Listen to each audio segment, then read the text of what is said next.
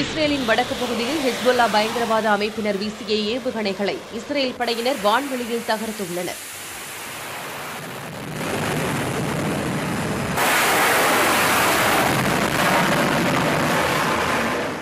Israel படைகளுக்கும் Hamas அமைப்பிற்கும் இடையிலான போர் நீண்ட நாட்களாக நடைபெற்று வரும் அதே வேளையில் லெபனானைச் சேர்ந்த ஹெஸ்பொல்லா பயங்கரவாத அமைப்பினரும் இஸ்ரேல் படைகளை குறிவைத்து தாக்குதல் நடத்தி வருகின்றனர். இதனால் இஸ்ரேல் லெபனான் எல்லைப் பகுதியில் பதற்றமான சூழல் நிலவி வருகிறது. ரம்ஜான் நோன்பு அடுத்த வாரம் தொடங்க இருப்பதால் சண்டையை நிறுத்தி வைப்பதற்கான முயற்சிகளை இருதரப்பும் திரைமறைவாக மேற்கொண்டு வருகின்றன.